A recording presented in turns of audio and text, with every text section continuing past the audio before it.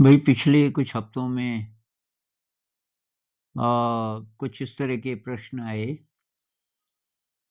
कि क्या जिंदगी की परिस्थितियां हम चुनते हैं।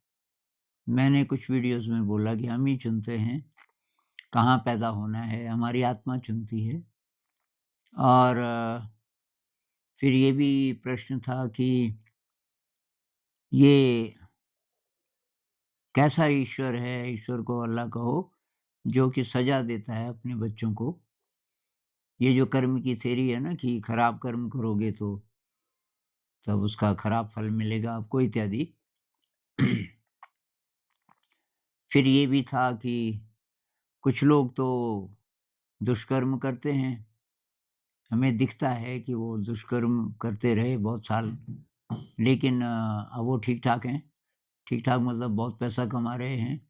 दुष्कर्म तो शायद अब भी कर रहे होंगे, पर उनको कोई सज़ा तो मिली नहीं। और किसी-किसी की तो पूरी ज़िंदगी ऐसा लगता है कि फिर कर्म की थ्योरी तो गलत है। क्योंकि जो दुष्कर्म करने वाले हैं वो ऐश से रह रहे हैं, उनके पास बहुत साधन है, पैसा है। और जो सीधे सरल सच्चे लोग हैं, उनके पास अ, कम साधन हैं। तो फिर ये कर्म की थ्योरी कहाँ फिट होती है। और कुछ इससे गहरे सवाल थे कि आत्मा पर मैल आता कहाँ से है। मैं कहता हूँ ना कि ये जन्म इसलिए हुआ कि हमें आत्मा को उज्ज्वल करना है, उसपे मैल है। तो कुछ ऐसे सवाल आए कि ये मैल कब से शुरू हुआ? कितने जन्म पहले से शुरू हुआ? और ये आत्मा क्यों मैल जमा होने देती है? क्योंकि आत्मा तो इतनी पावरफुल है। तो ये आत्मा पे मैल लग गया, मतलब आत्मा ने लगने दिया, ये क्या है? अब भई असली सत्य तो क्या है? मेरे ख्याल से कोई नहीं कह सकता। जिसको पता चलेगा वो बोल नहीं पाएगा। पर अब हम जो सामान्य लोग हैं, हम क्या मानते हैं उसका असर पड़ेगा। हमारे ब्रेन पर, हमारी ज़िंदगी पर, हमारी विचारधारा का असर पड़ता है। तो मैं क्या मानता हूँ मैं वो बोल सकता हूँ, और मैं जो मानता हूँ उससे मुझे फ़ायदा होता है। एक तो मुझे वही सच लगता है, अब सत्य जो भी हो, लेकिन वो मुझे कन्विंसिंग लगता है और उससे मदद भी मिलती है। दूसरी बात ये भी कि बुद्धिज़्म से मेल खाता है मेरा व्यू कुछ हद तक, और ये एनडी वालों से भी, नियर डेथ एक्सपीरियंस वालों से भी कुछ जो इनसाइट्स मैंने लिए, उस पर आधारित ये है। तो आत्मा तो परमात्मा का रूप है कहते हैं। परम आत्मा, परमात्मा का मतलब सब कुछ व्यक्त और अव्यक्त। जब हम बोलते हैं ये ब्रह्मांड वगैरह-वगैरह, तो हम मैटर की बात कर रहे हैं, जो व्यक्त हुआ। जब हम अपनी बात करते हैं, अपना मतलब शरीर या मन, तो ये भी है कि ये आत्मा का या परमात्मा का एक्सप्रेस्ड रूप है। तो जैसे समुद्र है कोई अंतहीन, इन्फिनिट, इन्फिनिट, इन्फिनिट की कल्पना करना बहुत मुश्किल है हमारे लिए, जिसका अंत ही नहीं है। ऐसा कोई महासागर है।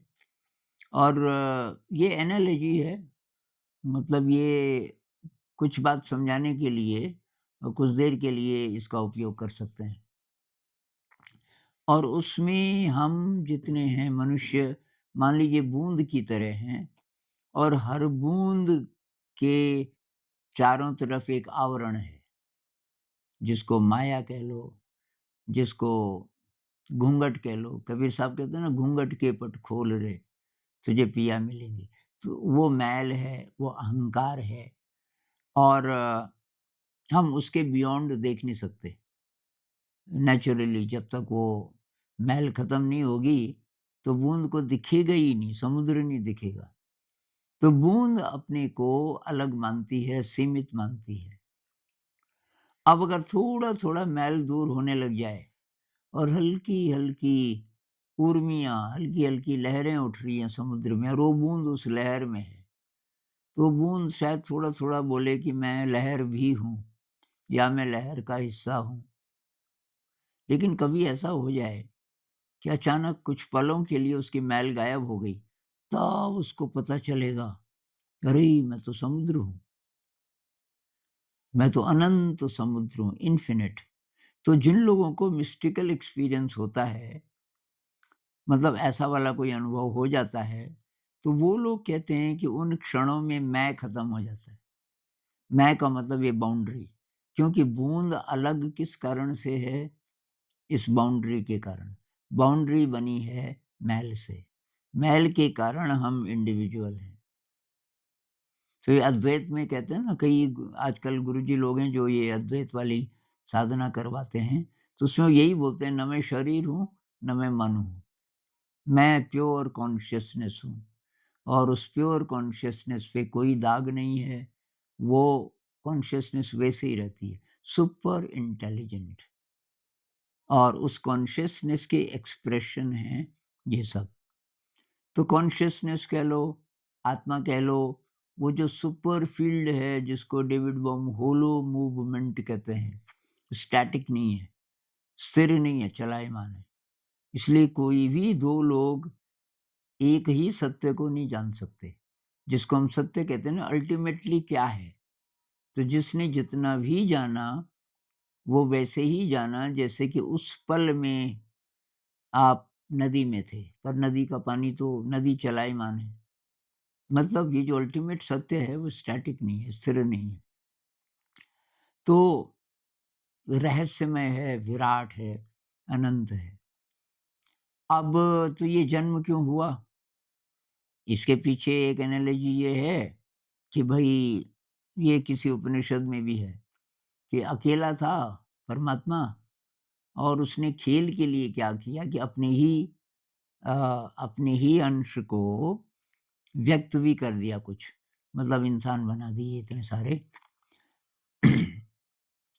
और लुका-छिपी का खेल जैसा है। मतलब वो छुप जाता है, परमात्मा छुप जाता है, और अब ये कहाँ से आया? मैल कहाँ से आया? तो मान लीजिए कि ये खेल है, और जब हम पहली बार आए होंगे तो पिछली याद तो खत्म हो जाती है, पिछले जन्म की। पिछले जन्म की याद नहीं है, और फ्री विल है। हमको फ्री विल दिया हुआ है कि हम अपनी मर्ज़ी से जो मर्ज़ी करें। तो तभी तो लोग ना कितने प्रकार के अच्छे काम या बुरे काम करते हैं अपनी मर्ज़ी से। अब वो जो मर्ज़ी है वो जब गलत तरफ जाती है, उससे मैल बनता है। उससे मैल बनता है, और तब उससे ये आवरण, हमारे चारों तरफ का जो आवरण है, अ, जो घूंघट है, एक तरीके से वो मैल, मतलब वो थिक होता जाता है। घूंघट के पट खोल रे। अब कैसे खोलें? वो घूंघट बहुत ज़्यादा स्ट्रॉन्ग है, और वो उसके कारण अहंकार है। ख़ैर, तो अब जो लोग बोलते हैं कि मेरी माँ अभी बहुत कम उम्र की थी, उसकी डेथ हो गई। कोई कहता है मेरी छोटी बच्ची थी, वो मर गई। तो अगर हम चुनते हैं जन्म को। पहले इसी पे बात कर लेते हैं, कैसे? कि कहते हैं जब हम मर जाते हैं ना, तो रिव्यू होता है, पूरी ज़िंदगी का रिव्यू होता है कि कैसे-कैसे मैं जिया। अब अगले जन्म में क्या होना चाहिए, उस समय अकल आ जाती है। तो जो-जो मैंने गलतियाँ की वो ना करूँ, वैसी-वैसी परिस्थितियाँ मैं चाहूँगा अगले जन्म में। अगर मैं बहुत रईस था, लेकिन मैंने पैसे का दुरुपयोग किया, तो मैं गरीब होना चाहूँगा। अगर मेरा शरीर बहुत बलशाली था, ठीक-ठाक था, लेकिन मैंने उसका दुरुपयोग किया, तो अगले जन्म में मैं ऐसा बनूँगा कि ना मैं बलशाली, शरीर का कोई मुझे ऐसा लालच ना है कि शरीर से मैं ये कर सकता हूँ, दादागिरी कर सकता हूँ, मैं चोरी कर ग गलत काम जो भी बलिष्ठता के कारण। तो कि इसलिए कि हम चुनते हैं, बीमारियाँ चुनते हैं, विकलांगता चुनते हैं। अब जो पहले मर जाते हैं, तो वो किस लिए कि उतनी ही टाइम के लिए वो आया था। भई इस जीवन में मुझे केवल इतना अनुभव लेना है, बस ज़्यादा टाइम वेस्ट नहीं करना, तो फिर अगला जन्म ले लेंगे कहीं मैं भूल ना जाऊँ। ऐसा कहते हैं कि इसलिए वो पहले ही चले जाते हैं। वैसे भी अगर आप विश्वास करते हो किसी शक्ति पे, तो फिर ये भी विश्वास करना पड़ेगा कि भई उसकी मर्ज़ी, उसकी यही मर्ज़ी थी। अब हम बोलते रहते हैं ना कि अच्छा इलाज होता, ये होता, वो होता, टाइम पे हॉस्पिटल ले जाते, बाद में हम सोचते रहते हैं वो सब बेकार, जो होना था वही हुआ और कोई गिल्ट भी नहीं। कुछ लोगों को गिल्ट आ जाती है कि मैं नहीं कर पाया जितना करना था। भई आपने जितना भी किया, किया ही होगा। तो इस विचारधारा के अनुसार बेस्ट क्या है कि हम एक्सेप्ट करें। जो भी परिस्थिति है, ये मानकर चलें कि ये हमारी ही आत्मा ने चुना, मैंने ही चुना मतलब। अब मैं कौन-सा मैं? विराट वाला मैं। जब अहंकार खत्म हो जाए, असली मैं तो वो है और तो मैंने ही चुना। और दूसरी बात कि दुःख इसलिए भी आया कि किसी न किसी अकुशल कर्म का ये फल है, जो बुद्धिज़्म में बोलते हैं, अकुशल कर्म का फल है। एक बात और भी है, सुख क्यों चाहिए? सुख की अपन सबको चाहिए वैसे तो, दुखी कौन रहना चाहता है? लेकिन सुख में आप क्या साधना ज़्यादा करते हो? ज़्यादा अच्छी तरह करते हो? भई कोई प्रॉब्लम नहीं है, शरीर भी ठीक है, इनकम भी ठीक है, सब ठीक-ठाक चल रहा है, सुख है मतलब, तो आपको ये याद आता है कि पता नहीं कितने दिन सुख है, फिर दुःख ना आ जाए, मैं बीमार हो गया तो साधना नहीं कर पाऊँगा, ये नौकरी छिन जाए, भूकंप आ जाए, कुछ भी हो सकता है। तो जितना समय मिला है, ये सुख का, इसको लगाओ साधना में, ऐसा करते हो क्या? तो ऐसा जब नहीं करते, तो तब क्या होगा? तो तब आपका जो हायर सेल्फ है अ, आप ही का कोई थोड़ा ऐसा वाला रूप है जिसको ज़्यादा अक्ल है। मेरे ख़्याल से कोई बीच की चीज़ भी है। अब आत्मा तो देखती रहती है, आत्मा आपको शक्ति दे सकती है अगर आप ले सको तो। लेकिन आत्मा आपकी फ्री विल में छेड़छाड़ नहीं करेगी, बिल्कुल नहीं। लेकिन आत्मा के और आपके बीच में मेरे ख़्याल से कोई और चीज़ है, कोई सुपर इंटेलिजेंस जो कि आत्मा जिसको गाइड करती है, बुद्धि कह लो, बुद्धि विवेक कह लो, बहुत ऊँचे स्तर का जो कि अवेलेबल होता है किसी-किसी समय। तो तब ये होगा कि यार ये सुख में तो कुछ कर नहीं रहा, दुःख दो इसको, दुःख दो तो तब शायद इसको अकल आए। तो शायद हमें दुःख इसलिए भी मिलता है कि तब हम को याद आए कि अब दुःख आ गया, अब तो साधना हो नहीं रही। अब परमात्मा याद आ रहा है बार-बार, हे ईश्वर मुझे सुखी कर दो और तब क्या करोगे? सुखी कर दो और फिर बेहोश हो जाओगे। तो होश में कैसे रहें? अगर आपकी यात्रा है शुरू हो गई, तो कहते हैं ना बहुत सारे देवता लोग भी मदद करते हैं। मैं ये भी मानता हूँ कि इनविज़िबल शक्तियाँ आपकी मदद करती हैं। तो अब देवता लोग आपकी ज़्यादा से ज़्यादा मदद करेंगे अगर आप उस रास्ते पे चलने लगे, तब दुःख नहीं आएगा ज़्यादा। लेकिन अगर आप नहीं चल रहे उस रास्ते पे तब दुःख आएगा। अगर आपकी यात्रा है, कोई बिल्कुल बेहोश है, उसको दुःख नहीं आएगा क्योंकि अब इस जन्म में वो कुछ करने वाला नहीं है। तो अगले जन्म में शायद तब दुःख ही दुःख आए या इसी जन्म में भी कुछ समय बाद। तो असली बात इस सब के बीच ये है कि हम कैसे जिएँ? मैं अपनी ज़िंदगी कैसे जिऊँ? तो 3-4 सूत्र पकड़ में आते हैं। एक तो ये कि जब-जब अच्छी परिस्थितियाँ हैं, ज़्यादातर अच्छी परिस्थितियाँ होती हैं, ज़्यादातर लोगों की ज़िंदगी में, उसको साधना में लगाओ। सब काम करते हुए ज़्यादा से ज़्यादा टाइम साधना में। ये नहीं कि करेंगे ये आज तो रिश्तेदार आ रहे हैं, आज तो मुझे पार्टी में जाना है, आज तो दरअसल बहुत ज़्यादा आलस्य आ रहा है वगैरह। अरे नहीं, आज ही है टाइम। तो सुख के समय ज़्यादा से ज़्यादा समय हम साधना में लगाएँ। एक तो ये, दूसरा एक्सेप्ट करें, जो भी परिस्थिति है, ये सही आई है मेरे लिए। दुःख आया, मुझे यही चाहिए था। तब याद आ जाएगा आपको कि जब मैं सुखी था, मैंने ज़्यादा सदुपयोग नहीं किया उस टाइम का, साधना के लिए। तो इसलिए दुःख आया। दुःख को एक्सेप्ट करो, वेलकम करो। अच्छा जी, मृत्यु हो जाए किसी की, कोई बहुत असाध्य बीमारी लग जाए आपको या किसी और को, अब उसके लिए हम प्रार्थना तो करेंगे, उसकी खूब देखभाल भी करेंगे, लेकिन एक्सेप्ट भी करना है कि भई ये जो भी है, ये उसकी यात्रा है।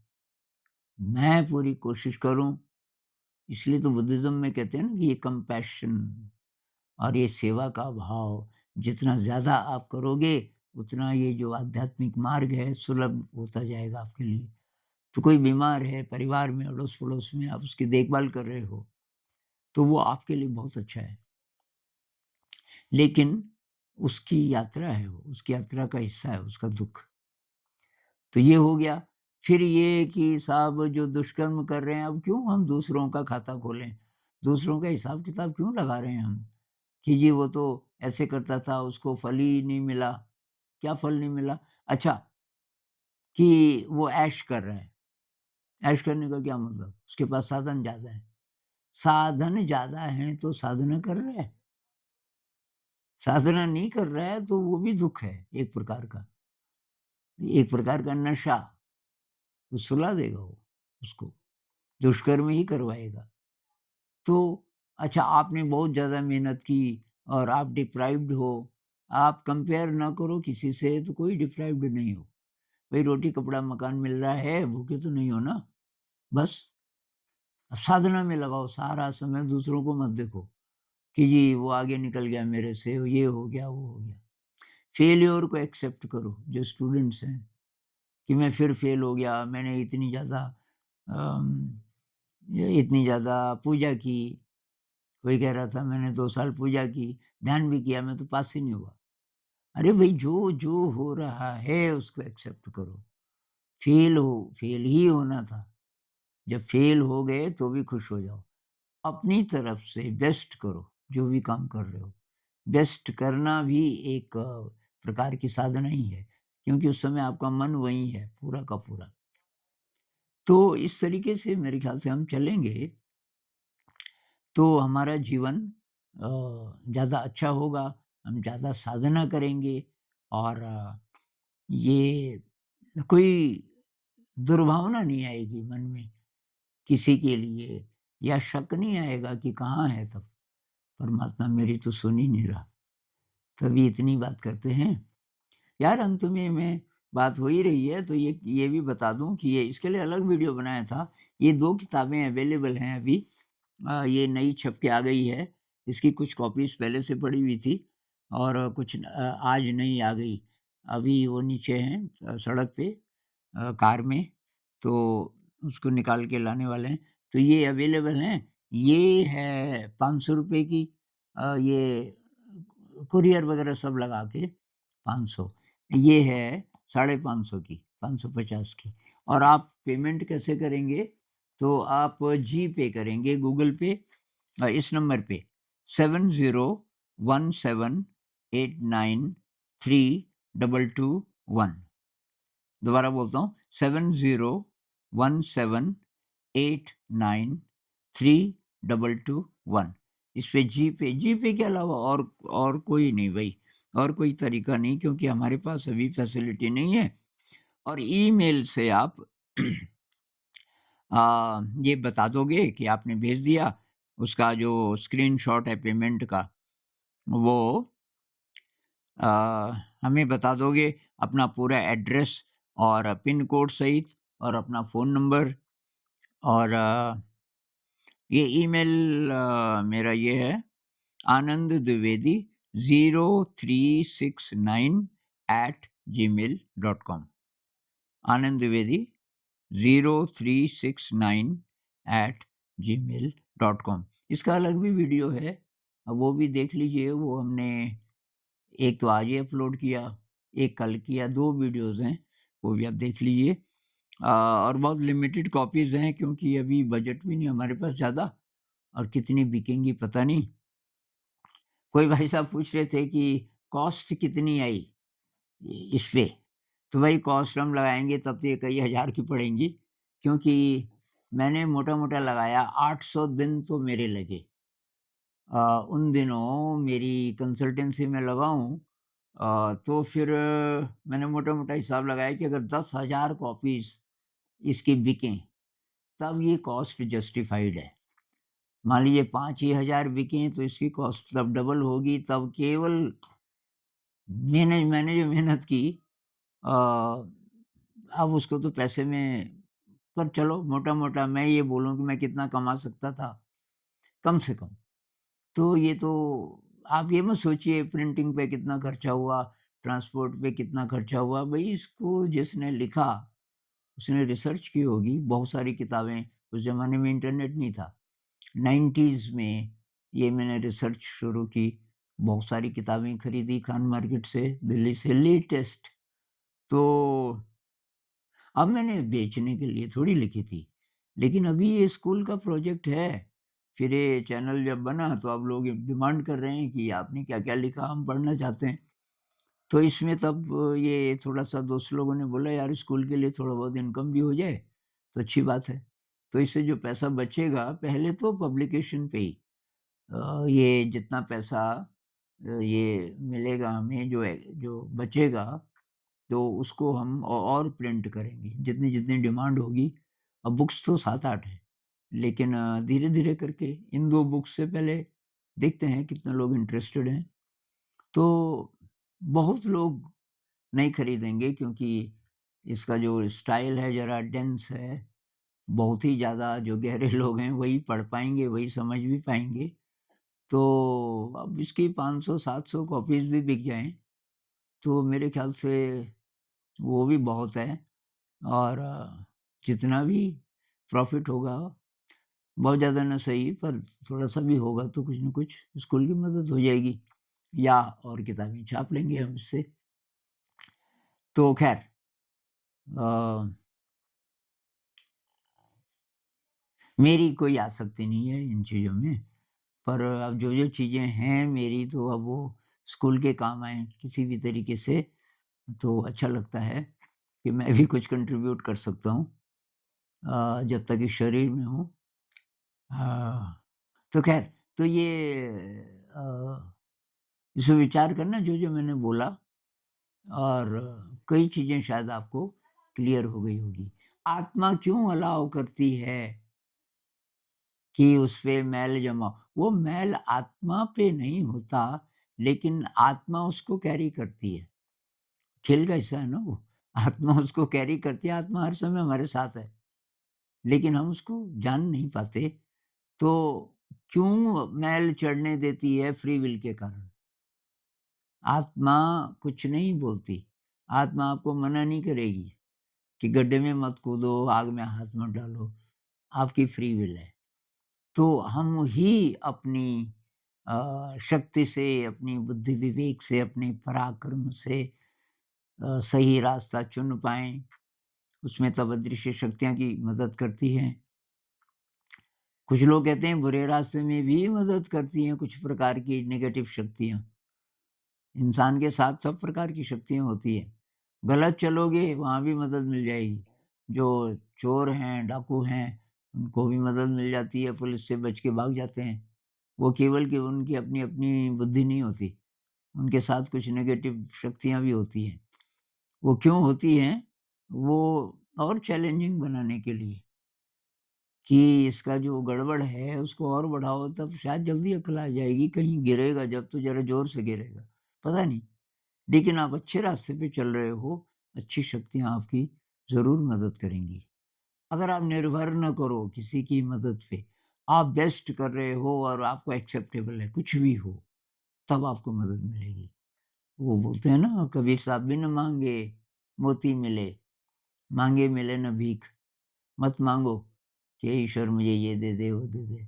नहीं ईश्वर अल्लाह बोलना है तो इस फीलिंग के साथ कि यार कुछ विराट है और वो हमारे अंदर है। वो सर्वत्र भी है, लेकिन मैं उसको अपने अंदर, अपने पराक्रम से, अपनी तपस्या से थोड़ा बहुत छू सकता हूँ शायद।